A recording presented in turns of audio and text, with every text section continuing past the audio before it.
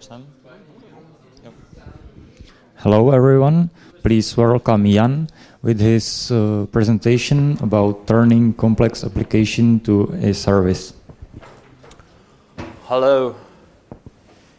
Have you got a virtual machine and you have installed that software there? Maybe it's a wiki, maybe it's a, I don't know, time tracking system, maybe it's a monitoring stuff.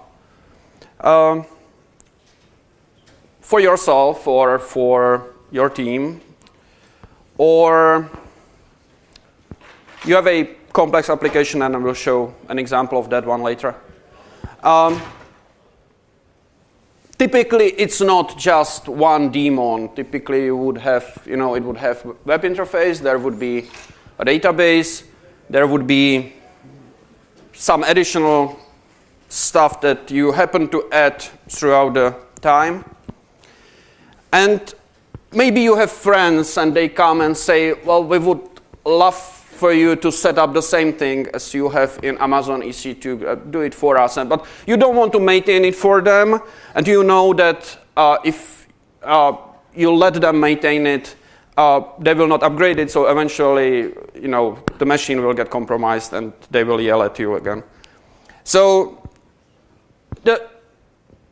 the plan or the idea is to be able to take such a setup and make it easily deployable somewhere else, maybe a little bit lightweight, because typically such a virtual machine will sit idle for most of the time.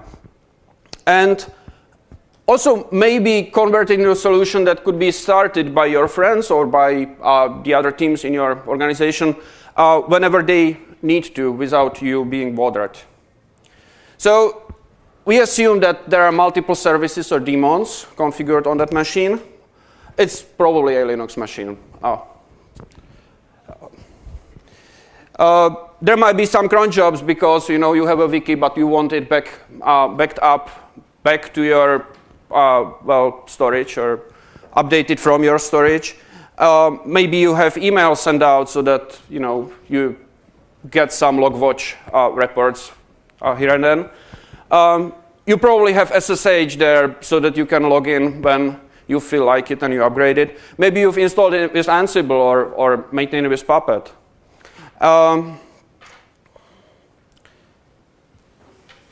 The goal is to containerize that application without breaking it into pieces, without converting it into multiple containers. And yes, you've been to those other presentations that told you that you should never do that. But if you have such a setup, why would you want to break it up to pieces just so that you can go to OpenShift and put those pieces back together? You would have to learn all the JSON things to basically recreate what you already had and what you were sort of happy with. So the plan is to convert that application into something which could be run in containers, but not do it the right way.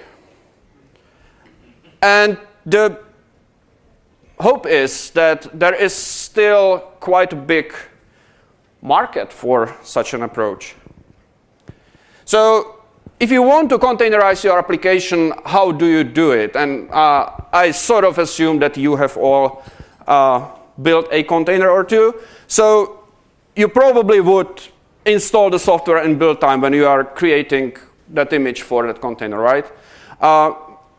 Any settings that could be done that are not specific for that instance, you would do in build time. So if you take a typical Apache installation in Fedora or CentOS, you want to tweak the configuration to disable modules that you don't need and enable those that you need. You probably want to look at your application and figure out what's the configuration and what's the data. And I now talk about the configuration and the data of the whole application setup, of the whole stack, of that whole instance, not about those individual components. Because you have that setup and it's there to play together. You have multiple daemons, multiple services, but only as one unit, logical unit, they make sense. So figuring out what's configuration, what's data, it can be an iterative process. You might want to say, well, it's easy. Configuration is in etc and data is in var. Well, not the whole etc and not the whole var, and maybe they live somewhere else. The goal is to take the configuration data and store it to persisted volumes outside of that image. So that when you start a container, you give it that configuration and that data, and if you kill that container and maybe move it to another machine, you will be able to recreate it, by marrying again the software and the configuration and the data. If you do this and you give that image to your friend, you will likely want that image during the first time it starts to configure itself, set up the passwords and whatever customizations and initialization needs to be done in runtime. It needs to be done in runtime simply because you don't know the parameters that your friends or that other team will want to use. By the way, yell at me or ask questions whenever you feel like I missed something or whether you disagree or something. So, and there will be multiple services to set up, right? There will be the database to set up and the schema to populate, and the Apache needs to be configured properly with, I don't know, TLS certificates or whatever. And in runtime, whenever that container gets started again, it will just start the services and run, right? So if I want to execute multiple services in a container, how do I do it? Well, there are multiple ways, but the easiest way is to do it just like you would do outside of the container. So if you use init or systemd outside of the container to run multiple services, well, let's do it in container as well. So let me try it. Docker, is it big enough? Yes. Docker run container equals Docker. I'll get to that in a minute. Fedora 24 user has been init.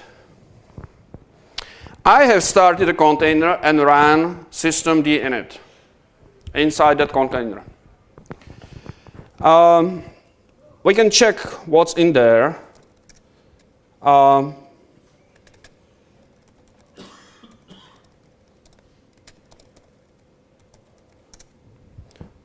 There are some target services, whatever, enabled and running there, right? So it looks like a virtual machine. It is a lightweight virtual machine. There are running some defaults, services there. Things seem to be going fine. You want to use that option, container equals Docker, to get that output that we've seen from, the status output from systemd. The only problem is that it will not work on Fedora 25 and newer. That's why I started Fedora 24, to sort of show that it used to work in the past. If you tried to do this like a year ago or earlier, you know that you had to bind mount using that -v option, cgroups file system, and specify something for /run and /tmp. It's no longer needed if you have the OCI systemd hook package installed on the host. So it will do these mounts for you. We can check it actually. I'm in the container, and if I do mount, I cannot do, we'll likely find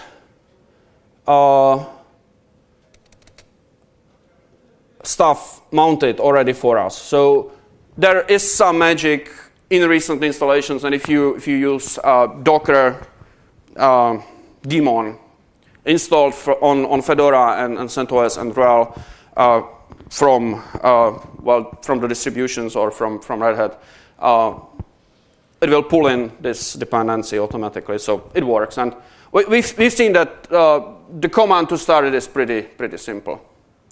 So if I want to start a systemd in a container and configure the services upon the first time, how do I do it? Well, one example or one possibility is to do the configuration and then start systemd, right? I can exec from that first process and set up everything and then run systemd. The only problem is if while setting things up, you need systemd running, you sort of have a problem if you did not start systemd yet. So another possibility is to create a configuration service which will be possibly started before all the other services that you have and which will do the trick for you. So yeah, you can configure before systemd or from inside of systemd. You have to be a little bit careful or a little bit clever, because to pass parameters from outside of the container to the container and to that configuration service, environment variables don't really survive execution of services in systemd unless you configure, specify the configuration. Putting things into some temporary files might work for you. It certainly works for me.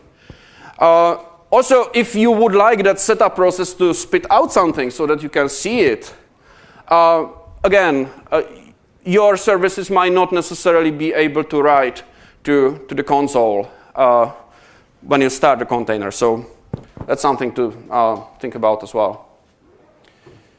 So what does a typical systemd-based setup look like? This is a Docker file, so if you've never seen one, this is how you specify content of your container. And let's try to build the image and run it. Let's kill the one that we have here. I have the Docker file. Where do I have it?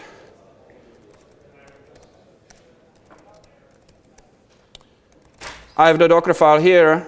So in build time, I install HTTPD and mod SSL, just so that I have something to work with. I specify the environment variable with that env directive. I enable HTTPD, which is very clever of me. Whenever you then start the systemd, it will start the HTTPD, so I can do it in build time, right?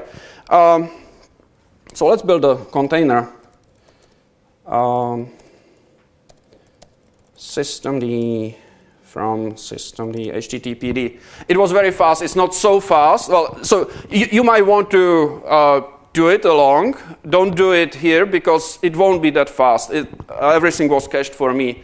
If you want to try it online, you might want to log out to some machine which has better networking connectivity than you have here on the Wi-Fi. Anyway, but I have the image built, and now I run it. Docker run that systemd thing. Do I need anything else? I don't think I need. I don't see any output. Why?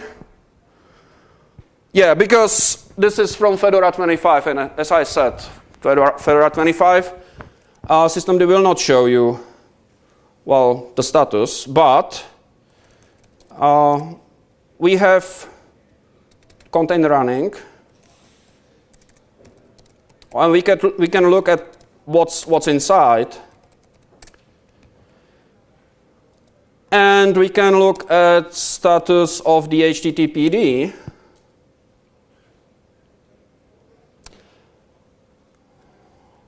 My laptop is fairly slow lately.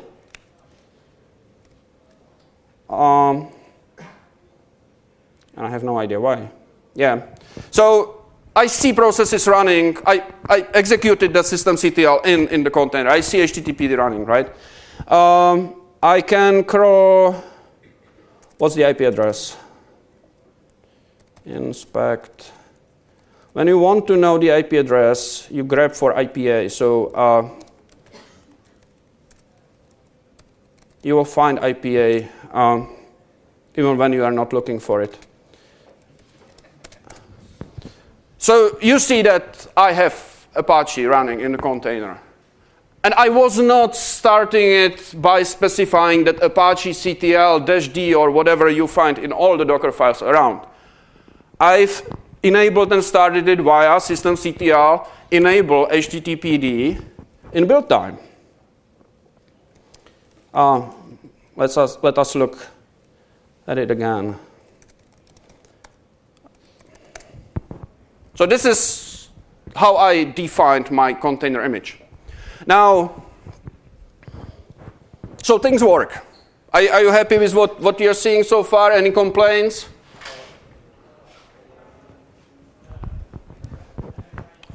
I will continue with the assumption that you are happy so far. So what do I have? I have software installed in user, right? I have, when I install the RPMs, it will likely also populate some stuff in var and etc. So I have those defaults in there. I have services enabled. You've seen that I've enabled HTTPD and it has started. So that's nice too. I have configuration, I have data. So where is the configuration and the data? There's a nifty command, docker diff, which I can use to see what has changed in that container, but on top of that image. So when I start a container based on the image, it creates a writable overlay or writable file system on top of it. And all the changes in the container go there, that happen in the container go there. And you can see that there were some changes, new files created in varlog HTTPD, but you can also see that when you start the container, it will remove some stuff in varlib RPM.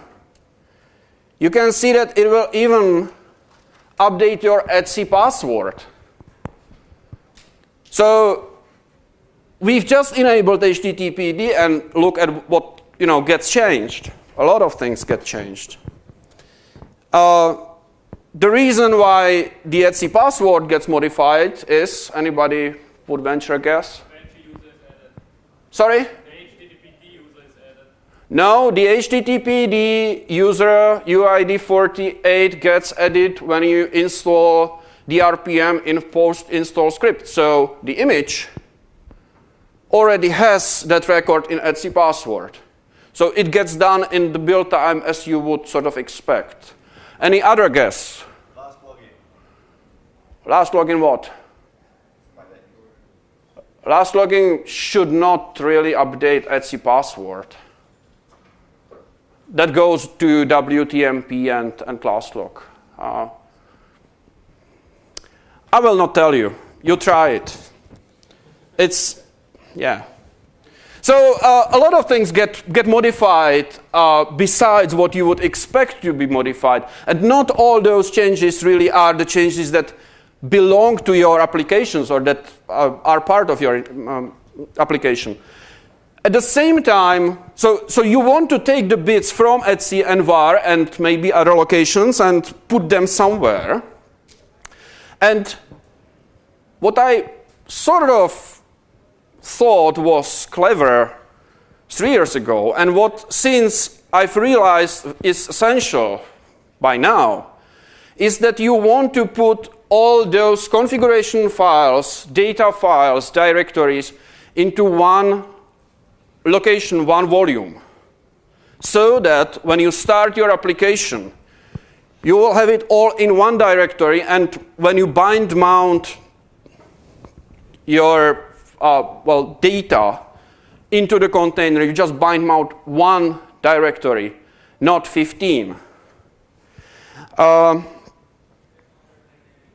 One reason is that if you have 15 to care about, you will likely miss some. So you will have your application running with your data, but not with your configuration, or with your configuration without the data, or half of the configuration, half of the data. Also, when you upgrade your image later on because you want to add some additional clever feature, you would then need to update the definition of how things get run. You would have additional volume to bind mount. Well, if you just put it all into /data, the next time you run the container, it will just get added there, populated by some default content, and off you go.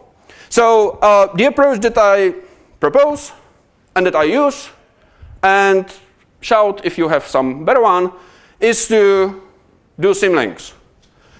So I install the software, I tweak it in build time, and then I pick the changes that I sort of think define the instance, etc HTTPD or etc systemd system or warlock, and I move them aside to some directory. Data template was my pick back then. And then I create symlinks back where the stuff used to be. And if you look at where I moved the data and where the symlinks point to, what do you notice? They don't match. Why? Because if I moved the stuff into /data and then I started a container and bind mounted into /data an empty directory from outside of the container, I would lose access to that content, right? Because I would see that empty directory. So I move it to data template. I set the symlinks to point to /data, and then when I run the container and I sort of realize that the data volume is empty, I copy over the template. I populate it with the template. So I have, so suddenly the symlinks are all right again. And with the cp-n or some use of tar or something, you can do it every time you update your, you start a container with maybe new application. So you fill in the new additional locations that I was talking about a while ago. I have a question. Yes, please. I'm a little confused because it looks like bash script. There is shipping on the beginning. Yes, there is. And there is a Docker file, like instructions. Yes. There are two shades of gray, but you don't probably see them. So yes, the first one is init, and the second one is a snippet that I would add into a Docker file. So I take that init, I feed it into user local sbin init, and I say instead of running user sbin init, I will run user local sbin init. Any idea why I name it init and not just my clever data moving init? Well, it's a wrapper, and it executes the real systemd on the third line. But by naming it init in the image, the OCI systemd hook kicks in. So it does not really care about where the script is located, as long as the base name is in it. So this way, I get the C grooves mounted, and all is fine. Any other question? How long did it take you to figure that out? Sorry? How long did it take you to figure out this hack, to name it correctly? Well, you just happen to grab source directories, sources of various stuff, and you figured it out. So we have a container. If we have enough time at the end, I can show you how these things work for the simple case, but we have more interesting stuff here. So I am able to run systemd-based setup in a container. Now, containers are fine. You start them with the docker run command, right, or docker compose or whatever. Now, let's move to services. If I want to make something a service, And I gave that example at the beginning. I want to give my application or my setup to my friends who will be able to set it up themselves, or to my customers who might want to set it up themselves. I really cannot assume that they would be able to tweak the installation, install stuff, start it, and then use Docker exec and systemctl enable here and systemctl mask there and so on. So we really need to plan for it and have reasonable number of parameters that will sort of do reasonable number of actions during the initial startup of that whole thing. A very important thing here is that with containers, you can sort of treat containers and the storage that they have, in that varlib Docker or wherever, those volumes are, or the images are. You can treat them as the instance. Unless you remove them, they will be there and you can start them again. With services, if you start this thing in OpenShift, that orchestration layer can take that pod and move it to another node. It can remove that container and start a new one, a fresh one. So everything that sort of defines your instance, the configuration, the data, the logs, whatever, needs to live in volumes. And you sort of need to be rather diligent in figuring out what is the status. The fact that whatever is doing it, I think systemd, is messing up with varlib RPM for some reason, is not something that defines the status of your instance, right? So iterative process and some work with Docker diff helps here. In OpenShift, your containers will get removed and created elsewhere. So you need to have the persistence worked out, and you probably want to have just one volume which holds it all, because otherwise it's a complete mess. Another thing which might be sort of special about, or that you need to take into account, is when you move to services. So you would like to run your application in some IPAaaS provided by someone, that they might not allow you to run your processes as root. So UID namespaces could be handy, except UID namespaces don't really work well, at least checking Docker and systemd in a container. So we have to wait for that to be resolved. You might find out that when you start when your container gets started in some environment like OpenShift, that the host name of the container is not really yours to pick. It will be assigned by that orchestration layer.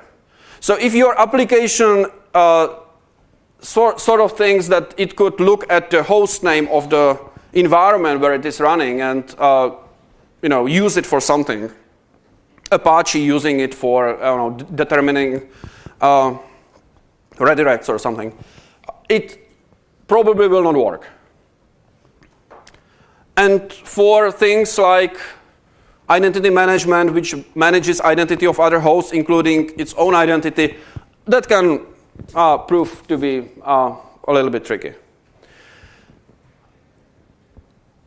That system providing environment might be targeted at web. So if your application is about something else than web, those HA proxies and other stuff and clever setups might not really apply to you, and you need to find other ways to make your application accessible. Also, you might have an application which has master and some replicas, and those replicas need to be set up against the master. I found out that it isn't necessarily well supported just yet. So, an example of a complex application free IPA server. Free IPA is an identity management solution, so we have data in LDAP, we have Kerberos distribution center, we have certification authority, there's a web server on top of that, there can be DNS server, other services, all configured with one script. So typically you would configure it in one virtual machine. It will set up multiple services under systemd. It has many services listening or provided, or many ports. It also can do replication quite well on its own. So we have the necessary bits to run it in containers on this, in this repo. If you want to check it out, here we go, on GitHub. We also have released RHEL-based container as technology preview with RHEL Atomic 7.3.1 recently. And now, on top of that containerization work, I've tried to make it run as a service. So I have OpenShift running here. I'm clicking Add to Project. I made my preparation, so I've already imported a template for the free IPA server. So what name should I use? Free IPA DevConf. Image. You have choice of Fedora 24, but it will fail. Through not my fault. Bugs have been filed. Fedora 25 or CentOS 7, which one do you want? CentOS, okay. Wise choice. It will be free IPA CentOS 7. Let's give it an IP address. 7, whatever. Here are the options that will be passed to free IPA installer. So you can just trust me that there is a script and it takes some options and you can specify the options here. I'll use the defaults, well, whatever. Password so that we can log in there. And I will hit create. So I have created an application. And if things go right, and I don't see why they shouldn't, I should get a pod created. Pod is OpenShift sort of logical unit where you can have multiple containers in it.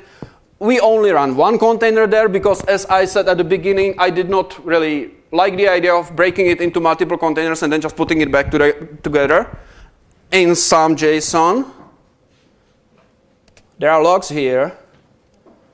And you can see that my free IPA server is being configured, running in a container in OpenShift environment. I could start another one, but it's running on my laptop, so it would be even slower. We'll come back to it later when it finishes. So the definition of that service, if your container is done right, is then sort of just trying to find out the correct lingo for your particular, well, orchestration provider, OpenShift in this case. If you want to try it right now, and the JSON files are there in a GitHub because the free IPA guys were kind and merged my pull request, you might want to. It will not work in OpenShift Online, because in OpenShift Online you cannot run process as root. If I go to the machine where I started, to that OpenShift machine, where's my OpenShift machine? Here. So if I check the containers running, you will see user local has been in it. So I was not tricking you when I said that I will use this approach. And we can look into the container which was started on this node. It's a single node OpenShift environment running here. The host name is a little bit strange. It's not a fully qualified host name, even if we specified one. It was sort of mangled by OpenShift. So be careful if you care about host names. Doesn't that cause free IPA trouble? Sorry? Doesn't that cause free IPA trouble? Like No, because I made it work. You would think that it would, but it strangely enough, it does not. And so I was in the container, now I'm on the host. And if we check the processes running here, we will find, I'm probably putting too many options here. Which one should I remove? Yeah, so the processes are running here under the Docker container daemon. There's that systemd that I've started. But what I wanted to show you, so let's put that option back, is that it is running as root. On the host, this process has UID 0. The Java stuff, which is used to run the certification authority, the doctag, is running as UID 17. I don't have that 17 defined on the host in my etc password. That's why you see 17. Right? Is that clear or not? So in OpenShift Online, you will not be allowed to run your process as UID 0 on the host. If you have an on-premise installation where you feel that is okay for you, you have to tweak the security context definitions of OpenShift and allow it. So in my setup, I've created a service account and I've added a policy which says you can run it as root. Yes, please. Kerberos doesn't require proper DNS resolution. Kerberos does, well, the question is, doesn't Kerberos require proper DNS resolution? Yes, it does, but, well, it likes to have it. We are actually setting a DNS server in the free IPA container as we speak, so it will all work out nicely.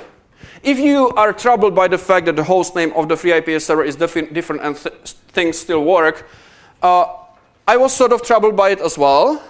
But then the guys assured me that if I keep using it that way, it will become a de facto standard and that they will keep supporting it.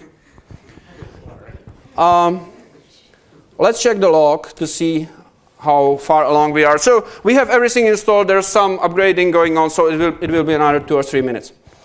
So in my setup, you define some persistent volumes because you want the data to live somewhere and be persisted, right? If you're just playing with something like I do, you can look at a JSON file which defines host path, which is a local storage, so you don't need to set up cluster and so on. And then you start the application. I've used the web UI, but you can use command line if you prefer to do so. And we have a bunch of options, so yeah.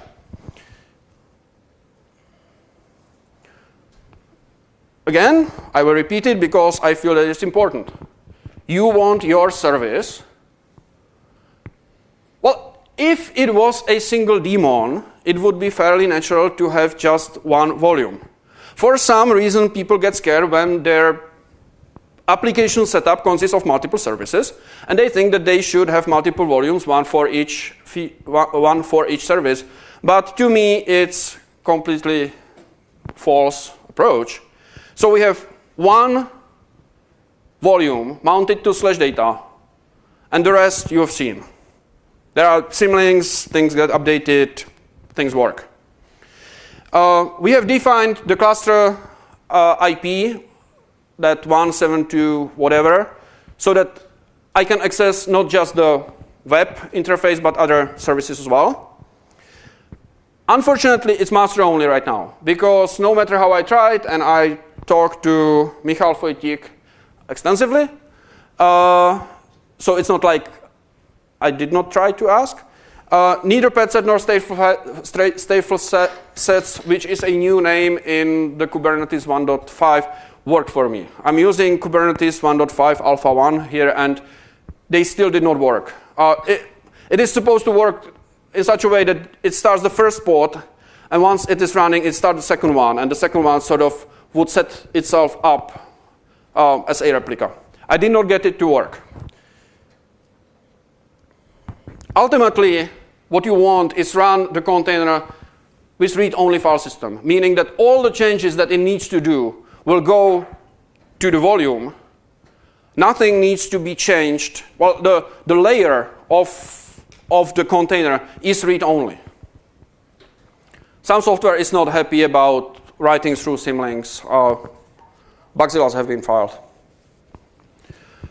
One important thing to notice is you will lose SE-Linux separation if you do it this way. On the host, when you run Apache, it runs as Apache_T. If you run Postgres, it runs as, I don't know, Postmaster_T. If you run things in a container, they all run as the same SE-Linux type. So if you are bothered by that, this approach is not for you. On the other hand, if you've used SE-Linux disabled until now, you will not even notice.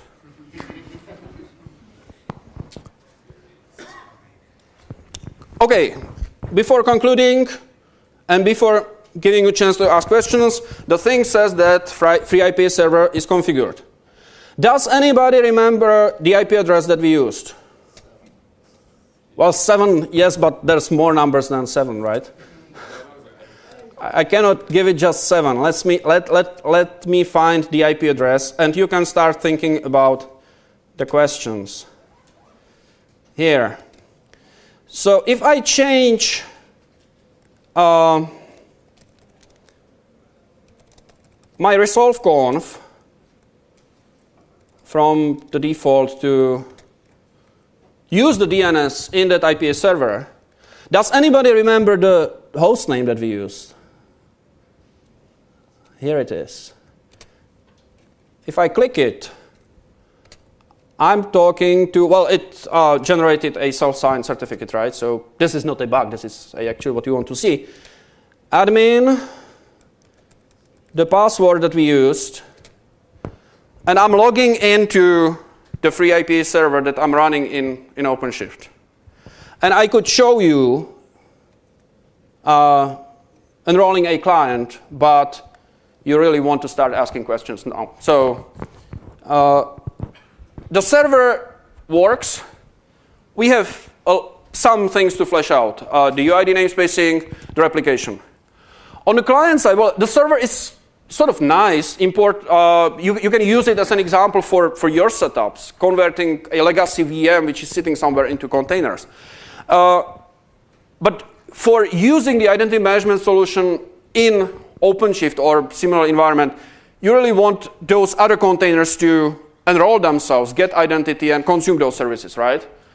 And I've seen a mixed feelings about that. Nobody really was able to specify how exactly they want the things set up. We are trying something, but we are not just there yet. So you can have another container which is enrolled to this IPA server, just like you can have a container enrolled to IPA server running completely outside of container. So yeah. If you want to check out the work, there are the sources there. The FreeIPA is built in Docker Hub, so you don't need to build anything. There are JSON files which sort of define those image streams, so you'll find them in the repository. And there's an older presentation about this approach also available. Questions, please? Yes? So you told us that it is anti-pattern, but it's nice when we have something like a CMS database and some data. So when do you think it breaks? When do you think it's not a good idea to have such simple approach? Okay, so I've explained that it's an anti-pattern, and now I should explain why when you don't want to use it. You don't want to use it when you have time and resources and knowledge and the patience to set up things the right way. So if you feel like that CMS system that you have set up should scale upon a bigger load, by all means, you probably want to split it out into multiple containers so that it would be run on different physical hosts in that OpenShift environment. So I'm not saying that the default container mantra is wrong. I just say that there are use cases where the effort would be so enormous that it makes sense to explore other ways, and this is one of them. Any other question? Yes, please. What were the problems with that replication? What were the problems with the replication? I start a service. I tell it I want to create 2 replicas of pet sets. The thing starts the first pod. It starts the first container. It says that it has started the first container, but it also says that it is running 2 replicas. So the first container is green. Yeah, I will show you that. When we started the container, it was light green, and now it is dark green, and dark green is like good because it means that some readiness probe figured out that if the circle is green is blue, it's good. If it's light blue, it's not so good. So I have blue circle. I'm very simple-minded. So when I see a blue circle, it's like good. And I would assume that in that situation there would be another gray or light blue circle, and it never appeared. And the OC status output was confusing. I'm waiting for the final 1.5 release of Kubernetes and OpenShift to sort of give me a solid foundation to work with, because I think that there's something buggy there. So I did not get the second pod, the second container, to even start figuring out what is needed on the application level. Yes, please. The container that was created for free API in OpenShift, is it a privileged container or a? No, it's not a privileged. The container is not privileged. It's a container running as PSZ. I'm looking for that init, right? Running. Well, this is init 1, so that's not the one I want. It is running as a normal unprivileged container here. Yes? Second question, would it be easy to scale if the LDAP and the other are in a different containers? Free API server is a federation. Well, the question is, would it be easy to scale the LDAP? And the answer is, Free IPA was set up as a federation of getting things set up, multiple services. It assumes it is running on a single machine. If you want to replicate it, you use IPA tools to create the replica. It will replicate that LDAP and everything else, set up the replication agreements and things work. But merely replicating the LDAP will probably not buy you much, because you would not have a use for that. So we really want to be able to use the application level or application supported replication scenarios here, not just replication of some of those components. And we cannot put those components into separate containers, because the setup tools, which is at least half of the value of the whole solution, does not support having LDAP here and Kerberos here. It assumes that it's on the same machine. That's the reason of the whole exercise. Another question?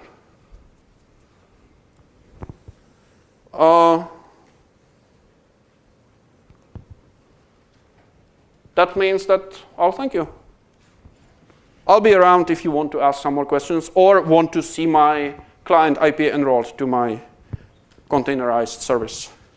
Thank you.